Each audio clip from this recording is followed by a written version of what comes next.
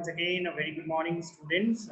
Welcome to you all the online lecture series on the subject railways, airport, and waterways.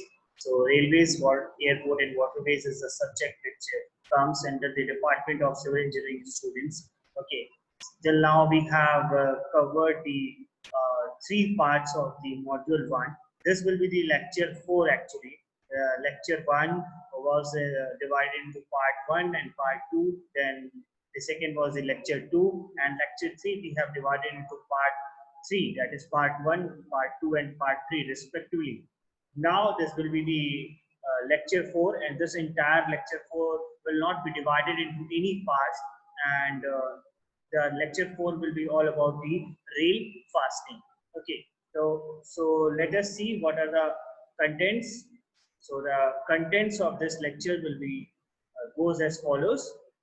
It will start from the introduction to rail fastings, fish plates, spikes, chairs, blocks, bolts, keys, bearing plates, and pandroid clip or elastic rail clip. Okay. Now we'll start with the first part, that is introduction to rail fasting. Okay. Now, students, before starting this topic, the first thing is that आप इसको track fitting भी कह सकते हो या rail fasting भी कह सकते हो. ओके, ट्रैक फिटिंग और रेल फास्टिंग दोनों एक चीज है, right? Both are the synonyms to each other. Now track fitting और रेल फास्टिंग, पहला क्वेश्चन है कि ये होता क्या है. What is the track fitting and rail fastening and what are its function, right? So will start with a definition. Track fittings and rail fastings are used to keep the rails in the proper position and to set the points and crossings properly. Right? Track fittings and rail fastings are used to keep the rails in proper position and to set the points and crossing properly. Okay? किसी भी rail को उसके proper position पे रखने के लिए जो हम इक्विपमेंट्स का यूज करते हैं उसको क्या कहते हैं, उस कंपोनेंट को क्या कहते हैं, उसे कहते हैं हम ट्रैक फिटिंग या rail fastening. Okay, now what they do, they link the rail end wise and fix the rail either on the chairs fix to sleepers और directly on to the sleeper. इसका मतलब उनका काम है दो rail को and wise उसे connect करना या तो किसी रेल को चेयर यूज करके स्लीपर पे उसको डायरेक्टली फिक्स करना. ठीक है, तो track fitting and rail fastening are used to keep the rails in proper position and to set the points in crossing properly. And what is the role? Their role is to link the rails endwise and fix the rail either on chair fixed to the sleeper or directly onto the sleeper. समझ आ गया? आप ये देख सकते हो कि ये है आपका रेल फास्टिंग और ट्रैक फिटिंग. ठीक है, तो इसका क्या काम है? ये आपको रेल्स को एंड वाइज कनेक्ट करता है या तो आपके रेल को स्लीपर से चेयर्स का यूज करके उसको कनेक्ट करता है. और इंपॉर्टेंट फिटिंग्स कौन कौन से हैं? It can be fish plates, right? Second one is spike, the third one is bolt, fourth one is chairs, fifth one is blocks, keys, bearing plates and pandroid clips. Okay, so these are actually 7 to 8 types of common important railway fixtures or fastenings or fittings. Fixtures बोलो, fittings बोलो या fasting बोलो, all are synonyms to each other. ठीक है, तो हमें ये बात समझ आ गई कि ट्रैक फिटिंग और रेल फास्टिंग का क्या काम होता है. It is used to keep the rails in the proper position and to set the points in crossing properly. और उनका रोल क्या होता है? They link the rail end wise, मतलब दो रेल है उसको एंड वाइज उससे कनेक्ट करते हैं और हमारे रेल्स को चेयर्स का यूज करके स्लीपर पे फिक्स करते हैं या उसको डायरेक्टली स्लीपर पे फिक्स करते हैं. इंपॉर्टेंट फिटिंग्स कौन कौन से हैं? फिश प्लेट है, स्पाइक है, बोल्ट है, चेयर है, ब्लॉक है, कीज है और बियरिंग प्लेट है, राइट? अब थोड़ा सा आगे बढ़ते हैं. नाउ मैंने बताया आपको कि इंपॉर्टेंट फिटिंग्स कौन कौन से होते हैं, फिश प्लेट, स्पाइक, बोल, chair etcetera. Now will start with the details of each and every fasting. So the first one is the fish plate. Now the question starts with what is the fish plate? Fish plate होता क्या है, उसका definition क्या होता है?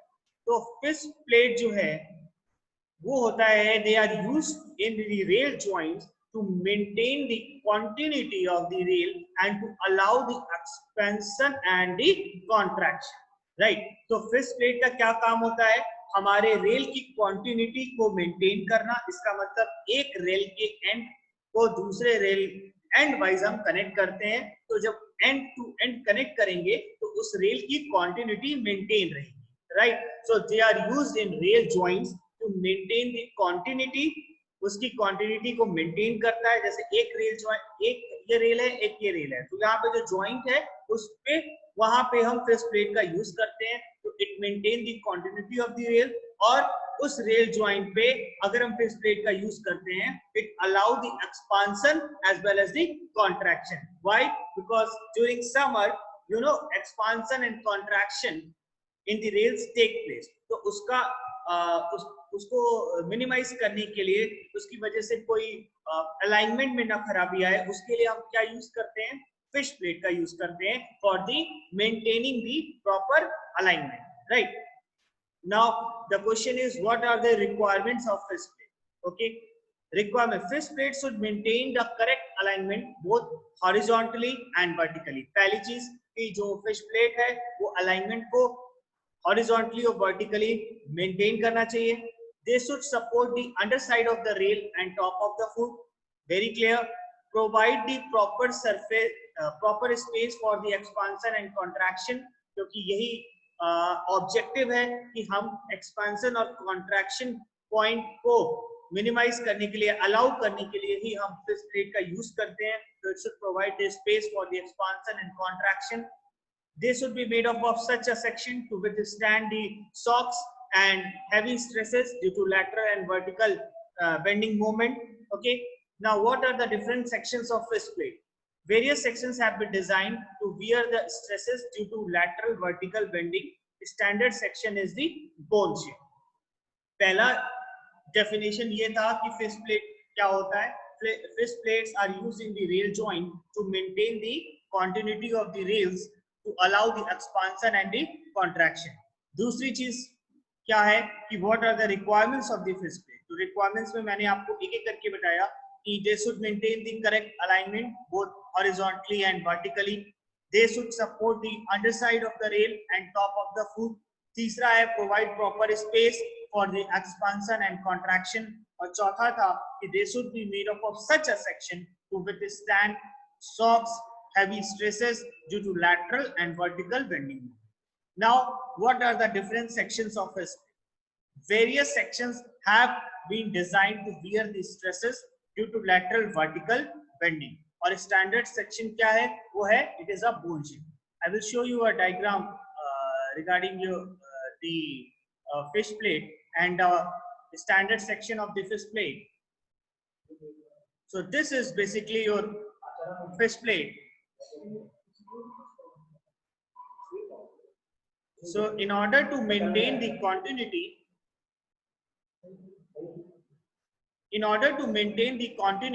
you can see here are the two joints, right? So to allow the expansion, and contraction in both the rail, we use the fish plate. हम क्या use करते हैं? हम फिश प्लेट का यूज करते हैं. तो इस फिश प्लेट को यूज करने की वजह से क्या हुआ, हमारा जो continuity है रेल का वो मेंटेन होगा, right? So in order to maintain the continuity of the rail and in order to allow the expansion and contraction in the rail, we use the fish plate. Now you can see this is actually your fish plate.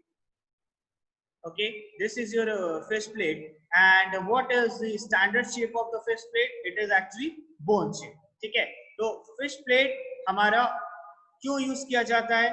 To maintain the correct alignment. एक rail joint पे हम fish plate का use करते हैं. Fish plate के use करने की वजह से हमारे उसके बीच की कॉन्टिन्यूटी मेंटेन रहती है और जो एक्सपांशन है और कॉन्ट्रैक्शन है किसी एक रेल जॉइंट पे वो अलाउ करता है। ठीक है, आगे थोड़ा सा बढ़ते हैं। Design of fist plate section is depend on the various stresses due to lateral and vertical bending moment. I actually told you the strength of fist plate can be increased by means of increase in depth, but the cross section of fist plate is constant throughout the length, right? So the strength of the fist plate can be increased by means of increase in the depth, but the cross section of fist plate is constant throughout the length. Okay, so what is the standard section? The bone shaped plate for the flat footed rail, increased depth fist plate for the BH rail, right? Bull headed rail. तो जो आपका design करना है fist plate section का वो ऐसा होना चाहिए कि वो डिफरेंट स्ट्रेसेस को, लैटरल और वर्टिकल बेंडिंग्स को रेजिस्ट कर सके, उनके शॉक्स को अब्सॉर्ब कर सके। ठीक है, now the strength of fish plate can be increase by means of the increase in the depth. अगर हम उसके डेप्थ को इंक्रीज करेंगे तो जो फिस्ट प्लेट का स्ट्रेंथ है वो क्या होगा, इंक्रीज करेगा। But a cross section of the fist plate is constant throughout the length, right? Now, what is the example? The standard section is the bone-shaped plate for flat-footed rail. ठीक है, increased depth fist plate for the bull-headed rail. ठीक है, हम flat-footed rail के लिए कौन सा use करते हैं, bone-shaped, और bull-headed rail के लिए हम increase करते हैं depth को, right? तो ये हो गया fist plate। मैंने आपको इसका एक डायग्राम भी दिखा दिया। अब दूसरा फिक्चर है हमारा स्पाइक। ठीक है, पहली बात तो ये हो गई कि जो रेल को अगर हमको ज्वाइन करना है तो उसके लिए क्या यूज करेंगे, फिश प्लेट। ठीक है, अब हमें रेल को स्लीपर से कनेक्ट करना है तो उसके लिए हम क्या यूज करेंगे, स्पाइक, या तो आप हिंदी में उसको कहते हो कांटी, right? For holding the rails to wooden sleeper we use spike of various types. Okay, so for holding the wooden sleeper we use the spike. What are the requirements of a spike? A spike should be strong enough to hold the rail in position and it should have enough resistance against the motion to retain its original position. दूसरा, the spike should be deep for better holding power. तीसरा, it should be easy in fixing and removal from the sleepers. और चौथा, the spike should cheap in cost and it should capable of maintaining the cage. Okay, spikes क्या होता है? The role of spike is to hold the rails to the wooden sleeper. Various types of spikes are used. Okay, I will show you one by one by using a diagram, schematic figure. Okay, and what are the requirements of spike? A spike should be strong enough to hold a rail in position and it should have enough resistance against the motion to retain its original position. दूसरा है, the spike should be deep for better holding power. तीसरा है, it should be easy in fixing and removal from the sleeper, तो easily हम fix कर सके और इसे remove कर सके sleeper से, ये भी इसकी एक requirement है। The spike should cheap in cost and it should capable of maintaining the gauge. Okay, now moving to the next point, I have already told you there are different types of spikes. Okay, now I will tell you one by one by using some figure what are the different types of spike. तो सबसे पहला spike है वो है dog spike. तो dog spike क्या करता है, flat footed rail को wooden sleeper से connect करता है. They are stout nails to hold rail flanges with timbers. This is actually your dog spike. Okay, so dog spike है ये आपका। इसका क्या काम होता है, डॉग स्पाइक का काम होता है for holding the flat footed rail to the wooden sleeper. हम फ्लैट फुटेड रेल को वुडन स्लीपर से कनेक्ट करते हैं। These are the stout nails. ठीक है, ये कौन सा नेल होता है, stout nail to hold rail flanges with timber sleeper. The only disadvantage of these spikes is that due to wave motion of rail the spike is driven out of the sleeper which reduces the pressure on the flat footed rail on the foot of the flat footed rail resulting in creep of rails. ठीक है, ये आपका stout nails होते हैं। इनका काम होता है रेल फ्लेंजेस को टिम्बर स्लीपर से कनेक्ट करना, रेल फ्लेंजेस को टिम्बर स्लीपर से कनेक्ट करना।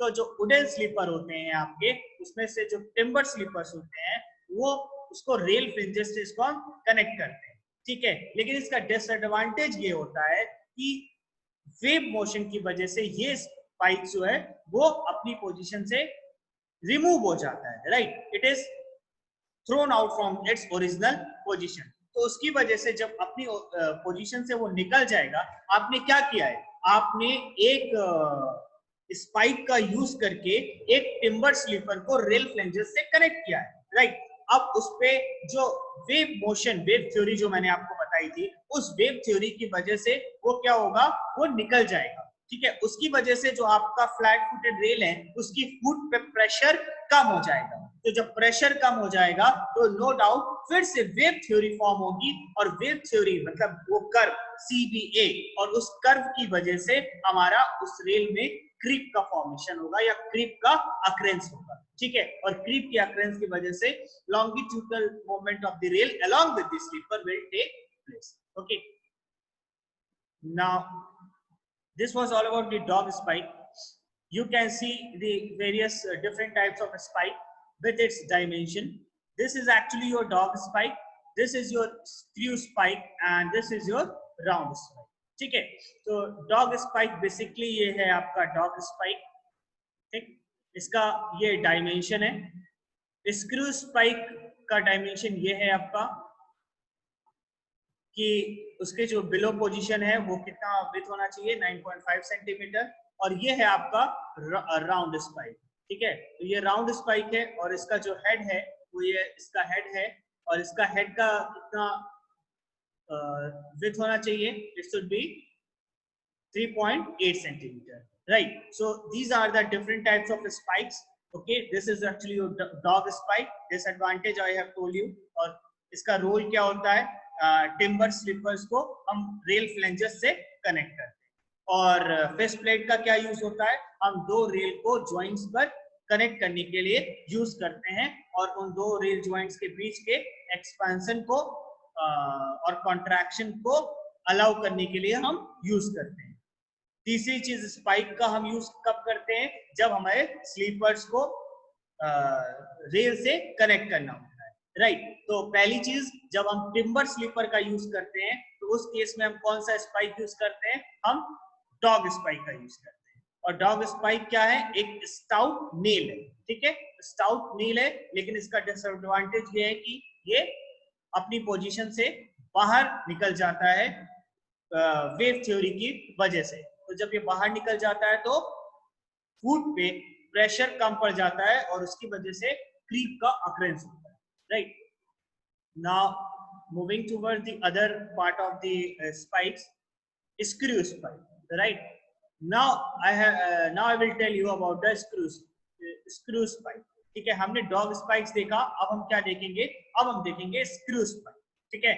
These are tapered screw with V threads used to fasten the rail with the timber sleeper, ठीक है। ये tapered screw होता है, V threads होते हैं, used to fasten the rail with the timber sleeper, ठीक है। तो पहले तो इसका क्रॉस सेक्शन कैसा होता है, tapered screw with the V thread, ठीक है, used to fasten the rail with the timber sleeper, ठीक है।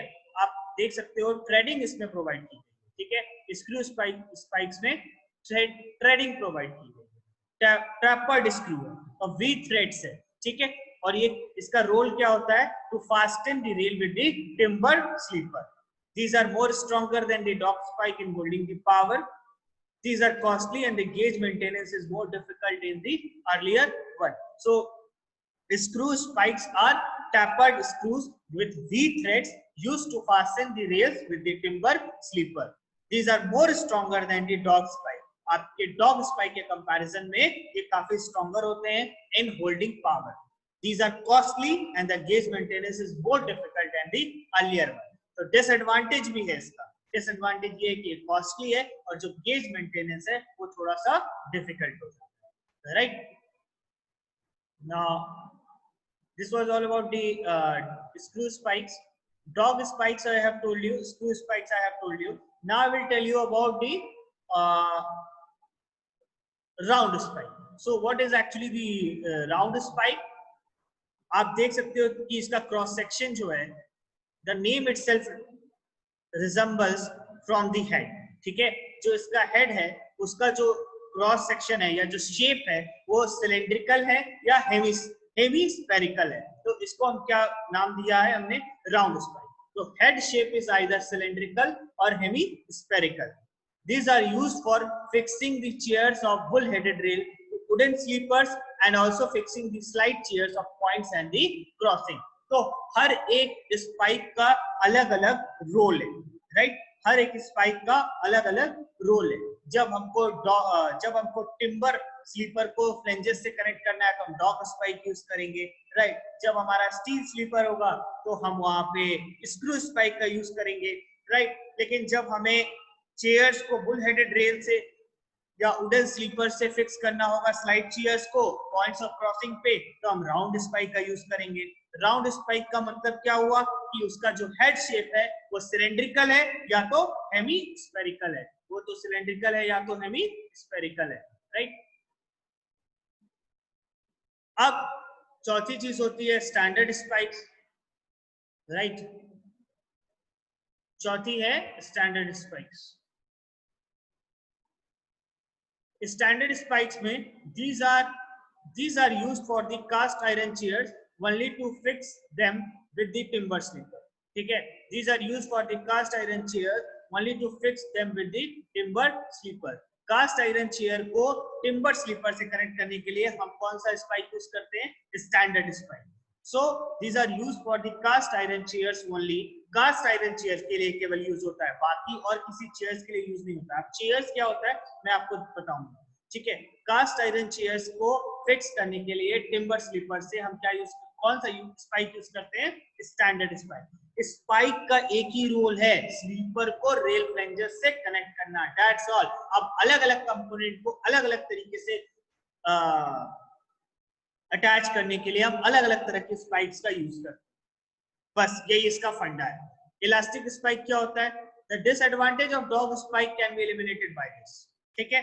डॉग स्पाइक का डिसएडवांटेज क्या था कि वेव थ्योरी की वजह से वो डिसलोकेट हो जाता है, निकल जाता है, बाहर आ जाता है।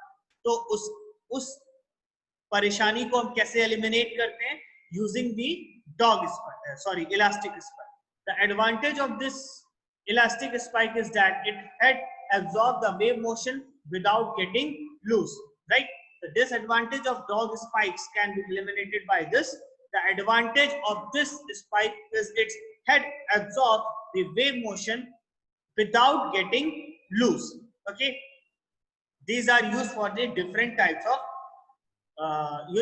elastic spike को हम कब यूज करते हैं, जब हमारा different types of wooden timbers को हमें कनेक्ट करना होता है रेल फ्लेंजेस से, और वहां पे वेव थ्योरी की वजह से उसके निकलने के चांसेस बढ़ जाते हैं। तो उसको मिनिमाइज करने के लिए हम इलास्टिक स्पाइक का यूज करते हैं, क्योंकि इलास्टिक स्पाइक का एक एडवांटेज ये है कि जो उसका हेड पार्ट है वो काफी शॉक्स को एब्जॉर्ब कर लेता है, वेव मोशन को एब्जॉर्ब कर लेता है without getting, okay. Now coming to the point, chairs, different types of rail, different types of chairs are used for the different types of rail. पहला है cast iron chairs. So cast iron chair का क्या role है, double headed rail और bull headed rail chairs are used. Bull headed rails are supported on cast iron chair fixed to the sleeper by the round spike, ठीक है। तो double headed और bull headed rail के लिए हम कौन सा चेयर यूज करते हैं, कास्ट आयरन चेयर, ठीक है। और बुल हेडेड रेल को हम कास्ट आयरन चेयर पे कैसे फिक्स करते हैं, अभी मैंने बताया था आपको, राउंड स्पाइक का यूज करते हैं, right. Slide chair, these are the plates of spherical shape on which the stock and tongue rail rest, ठीक है। now coming to the other points,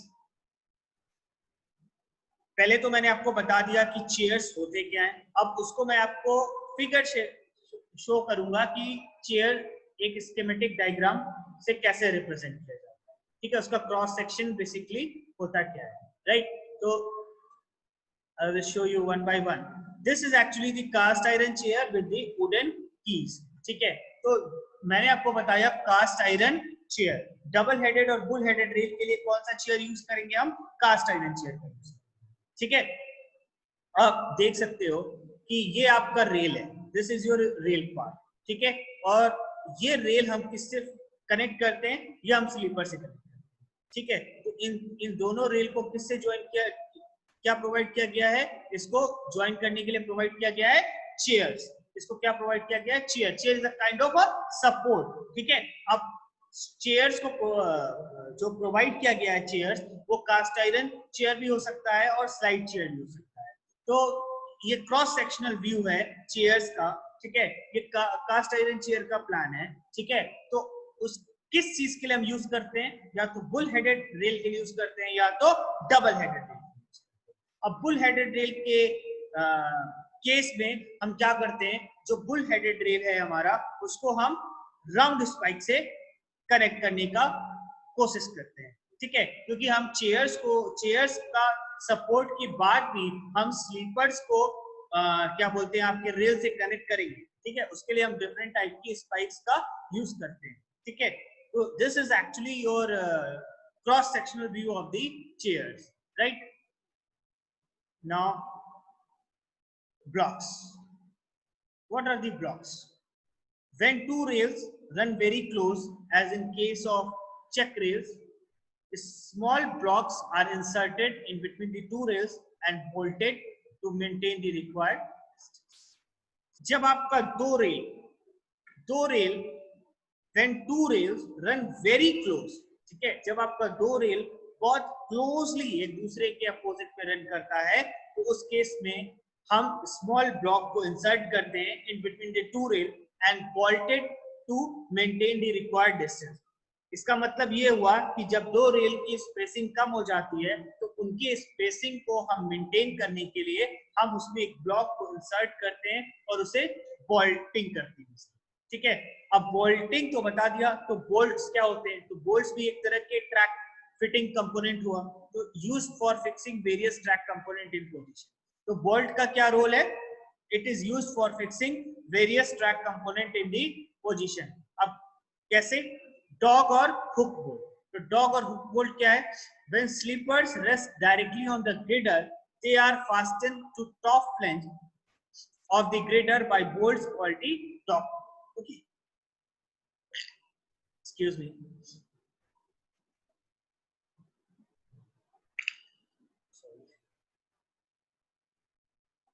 ऐसा है students, you don't need to take any tension regarding it.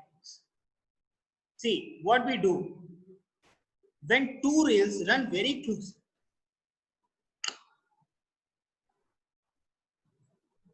जब हमारा check rails हम provide करते हैं, right, तो उस केस में हमारे जो दो फेसेस है रेल के, ये both of them run very close. Okay, when the two rails run very close and in case of check rails, तो उस दोनों के बीच के स्पेस को मिनिमाइज करने के लिए हम उसमें स्मॉल ब्लॉक्स को इंसर्ट करते हैं, ठीक है। And when the small blocks are inserted between the two rails, it will maintain the required distance, that is actually known as block.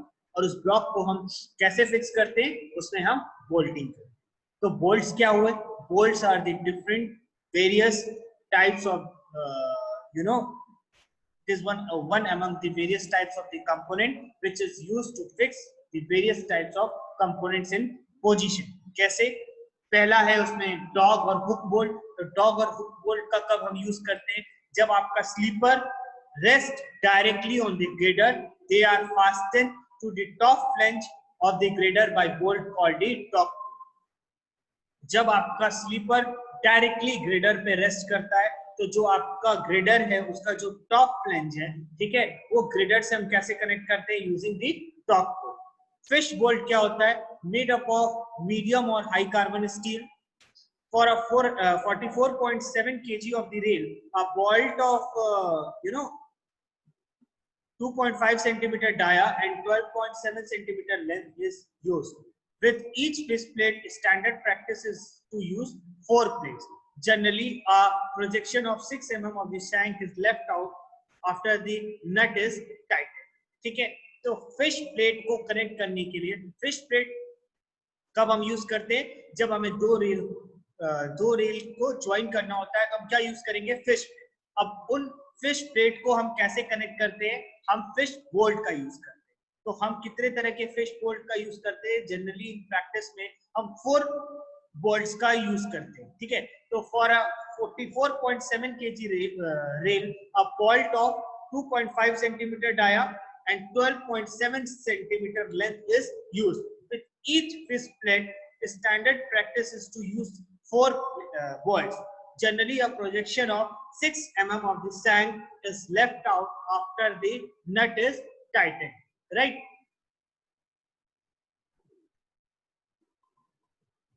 These were your blocks. अब मैं आपको थोड़ा सा एक बार दिखा देता हूँ फिश प्लेट को, ठीक है। ये फिश प्लेट था और यहाँ पे बोल्ट्स कहाँ पे हैं? ये है आपके 4 बोल्ट्स। मैंने क्या बताया, जनरली प्रैक्टिस में कितने बोल्ट्स यूज करते हैं? 4। तो 1 2 3 and 4। So these are 4, right. So यहाँ पे क्या है? रेल जॉइंट से। इसको हमने किससे कनेक्ट किया? फिश प्लेट से। अब इस फिश प्लेट को किससे कनेक्ट किया? फिश बोल्ट्स, ठीक। उसके बाद ये क्या है आपका?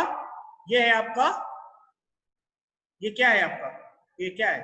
This is your chairs, this is your chair. और चेयर कितने तरह के होते हैं? कास्ट आयरन चेयर और दूसरा होता है स्लाइड चेयर। और कास्ट आयरन चेयर का हम कब यूज करते हैं? कास्ट आयरन चेयर का हम कब यूज करते हैं? जब फ्लैट फुटेड रेल होता है, ठीक है। तो उस केस में हम कास्ट आयरन चेयर का यूज करते हैं, ठीक है। और कास्ट आयरन चेयर के केस में हम फ्लैट फुटेड के रेल के केस में हम स्लीपर को कैसे कनेक्ट करते हैं रेल से? हम कौन सा स्पाइक यूज करते हैं? डॉग्स। देखो, स्लीपर को रेल से कनेक्ट करने के दूसरे कंपोनेंट है और रेल को कनेक्ट करना उसके बैलेंस से, उसके फॉर्मेशन से, वो दूसरे कंपोनेंट है, ठीक है। Now moving to the next point. Now we'll see about the keys. What are different key components of keys and what is actually the basic definition of keys, ठीक है। अब keys के बारे में देखते हैं। So keys are small tapered pieces of timber on steel to fix the rails to chairs on the metal sleeper. तो keys क्या है? Keys are actually small tapered pieces of the timber on the steel to fix the rails to chairs on the metal sleeper. और पहला की कौन सा है? वो है मॉर्गन की। की क्या है? These are actually tapered pieces of the timber on steel to fix the rails to chair. अब आपके रेल्स को चेयर से फिक्स करने के लिए रेल्स जो है उसको हम चेयर से कैसे फिक्स करेंगे? उसको हम कीज का यूज करते हैं, ठीक है। मैं आपको दिखाता हूं, ओके। रेल्स को हम चेयर से कैसे फिक्स करेंगे? वो हम कीज से फिक्स करेंगे। यहाँ पे आप देख सकते हो एक रेल को चेयर से फिक्स किया जा रहा है, वो किससे फिक्स किया जा रहा है? कीज का यूज किया जा रहा है, राइट। सो वो था की। उसमें सबसे पहला होता है मॉर्गन की। मॉर्गन की क्या होता है? मॉर्गन की is actually about 18 centimeter long and tapered 1 in 32. These are used for the cast iron chair, plate sleeper and steel sleeper with the rail. Advantages क्या है मॉर्गन की के? They can be used as a left hand or right hand keys. They are light in weight due to double recess on the either side and they are versatile in nature. देखो, मैंने start किया था rail fasting, right.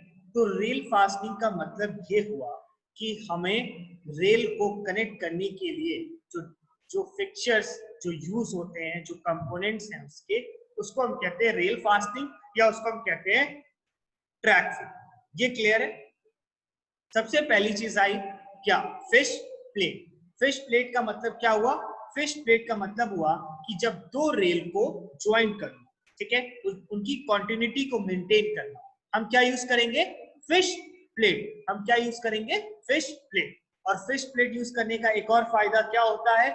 उसका फायदा ये होता है कि जब आप दो रेल को ज्वाइन करते हो तो उसमें जो थर्मल एक्सपांशन और कॉन्ट्रैक्शन को अलाउ करना होता है, जितना भी परमिसिबल लिमिट अलाउ करना होता है, वो हम किसके थ्रू अलाउ करते हैं? Using the fish plate.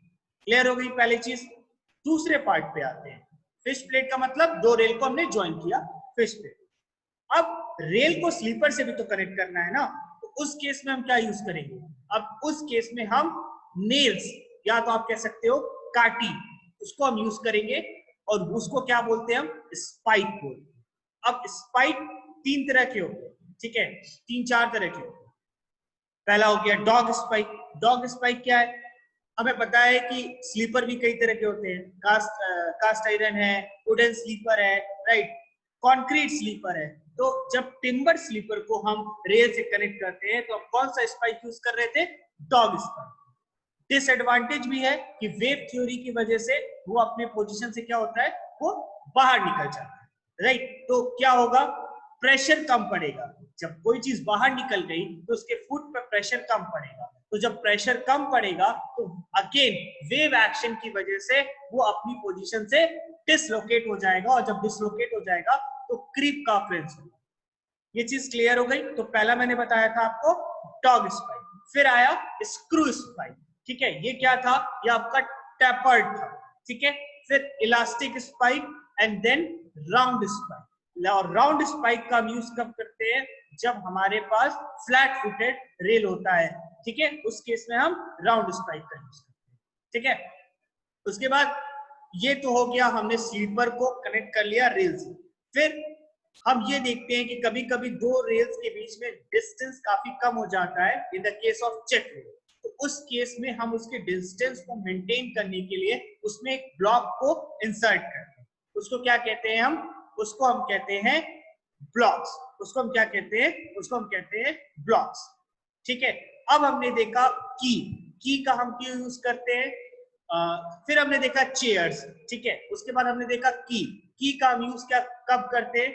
जब हमें रेल को चेयर से फिक्स करना है। और चेयर का हम कब यूज करते हैं? जब हमारे रेल को उसके फॉर्मेशन से उसको कनेक्ट करना है। और कीज का कब हम यूज करते हैं? जब रेल को चेयर से फिक्स करना है।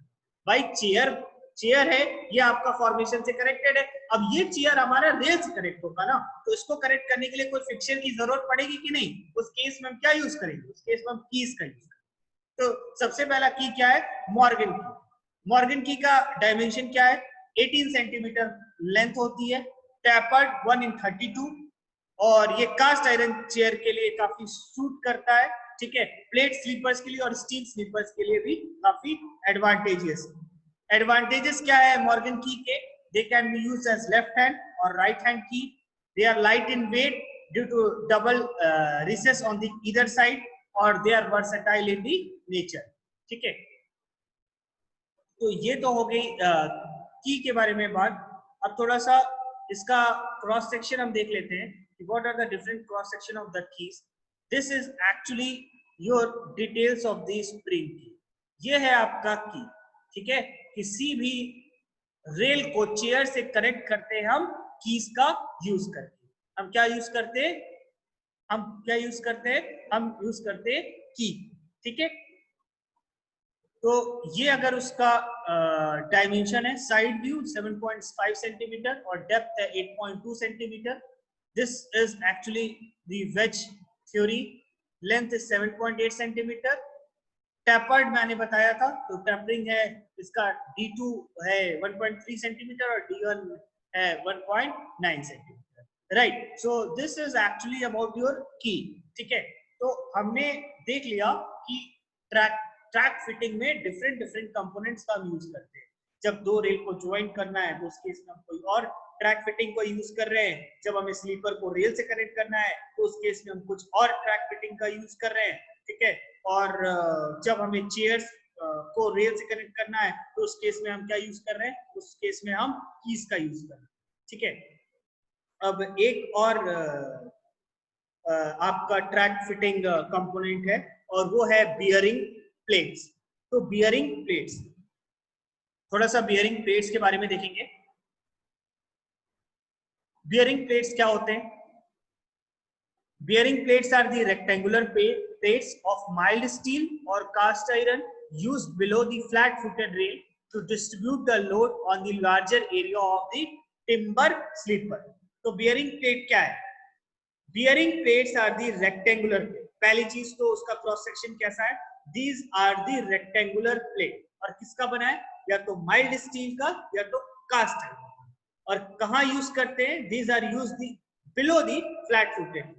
ठीक है, अब फ्लैट फुटेड रेल के नीचे यूज करने का ऑब्जेक्टिव क्या है, इसका ऑब्जेक्टिव एक ही है, to distribute the load on the larger area of the timber sleeper, right. हम जब बियरिंग प्लेट का यूज करेंगे, एक रेक्टेंगुलर प्लेट का फ्लैट फुटेड रेल के नीचे यूज करेंगे, तो हम लोड को डिस्ट्रीब्यूट कर देंगे। ठीक है, हम लोड को टिम्बर स्लीपर पे लार्ज एरिया पे क्या कर देंगे, डिस्ट्रीब्यूट कर देंगे। ठीक है, तो एडवांटेजेस क्या क्या है, पहला एडवांटेज तो यही है कि जो उसका रोल है कि it distribute the load coming on the rail to the sleeper over larger area and to prevent the skidding of the rail in the soft wooden sleeper. दूसरा है prevent the destruction of the sleeper due to rubbing action of the rail. ठीक है, और तीसरा है edging of the sleeper can be avoided by the bearing plate. Edjing क्या होता है वो मैं आपको बताऊंगा जब आपको मैं स्लीपर्स के बारे में बताऊंगा। अभी तो आप जानो कि बियरिंग प्लेट का क्या क्या एडवांटेज है। पहला ये है कि लोड को डिस्ट्रीब्यूट कर देगा, तो जब लोड को डिस्ट्रीब्यूट कर देगा तो स्किडिंग का जो फिनोमिना है वो मिनिमाइज हो जाएगा। दूसरा क्या है, it prevent the destruction of the sleeper due to rubbing action of the rail. और तीसरा है edging of the sleeper can be avoided by the bearing plate. और बियरिंग प्लेट का हम यूज क्यों करते हैं और कहाँ करते हैं, हम फ्लैट फुटेड रेल के नीचे एक रेक्टेंगुलर प्लेट जो कि माइल्ड स्टील या कास्ट आयरन का बना हो उसको हम यूज करते हैं, और ये लोड को काफी लार्ज एरिया के लिए में इसको ये डिस्ट्रीब्यूट करता है। ठीक है, अब थोड़ा सा उसका क्रॉस सेक्शन देखते हैं। ये है आपका क्रॉस सेक्शन बियरिंग प्लेट का। इसका हम लेंथ देख रहे हैं 25.4 centimetre. Here you are using a dog spike, right? This is your actually rail of 40.8 kg. Dog spike का हम तब यूज करते हैं जब रेल को हमें स्लीपर से कनेक्ट करना होता है। ये आप देख सकते हो, it is a dog spike. So here bearing plate is used below the F rail, that is flat footed rail. Flat footed rail के नीचे हम यूज करेंगे, और जब हम इस बियरिंग प्लेट का यूज करेंगे तो जो हमारा लोड है वो क्या होगा, वो डिस्ट्रीब्यूट। ठीक है, लोड लार्जर एरिया पे डिस्ट्रीब्यूट हो जाएगा, तो स्किडिंग की प्रॉब्लम क्या होगी, वो कम। ठीक है, ना एक क्लिप में देखते हैं, एक लास्ट पॉइंट है पेंड्रॉल क्लिप और इलास्टिक रेल क्लिप। ओके, तो the Pandrol PR401 clip is the standard type of fastening used in Indian Railway. Earlier manufactured by Messrs and Guest, Keynes and Williams, requires the less maintenance, spring steel bar with a dia of 20.6 mm and is heat treated. It exerts a total load of 710 kg for a nominal deflection of 11.4 mm. It can be fitted to wooden sleeper, cast iron and concrete sleeper. Disadvantage is that it can be taken out using ordinary hammer, so doesn't provide enough safeguard. ठीक है, तो पेंड्रॉल clip जो है उसमें सबसे standard type का जो पेंड्रॉल clip है वो PR401 है, जो कि इंडियन रेलवेज में यूज होता है फास्टिंग के लिए। It was earlier manufactured by Messrs and Guest, Keynes and Williams. It requires very less maintenance. Spring steel bar with a dia of 20.6 mm and is heat treated. It exerts a tow load of 710 kg for a nominal deflection of 11.4 mm. It can be fitted to wooden, steel, cast iron and concrete sleeper. And one of the disadvantages is that it can be taken out using ordinary hammer, so it does not provide enough safeguard. Okay, so this was about your Pandrol clip or elastic rail clip. So एक बार थोड़ा सा मैं आपको recap दिखाऊंगा इस diagram से। ये है, ये आपका पूरा, ये डायग्राम आपका स्कीमेटिक डायग्राम है जो पूरे रेल फास्टिंग को शो। ठीक है, तो ये था आपका लेक्चर रेल फास्टिंग के बारे में। रेल फास्टिंग का यूज करते हैं रेल को प्रॉपर पोजीशन और अलाइनमेंट पे सेट करने के लिए, एंड वाइज रेल को कनेक्ट करने के लिए। और स्लीपर्स को चेयर्स के साथ और स्लीपर्स को रेल के साथ और रेल को चेयर के साथ फिक्स करने के लिए जो कंपोनेंट्स हम यूज करते हैं उसी को हम कहते हैं ट्रैक फिटिंग या तो फिक्सचर या तो फास्टनिंग। अलग अलग तरह के ट्रैक फिटिंग है, face plate, spike, bolt, chair, block, keys and bearing.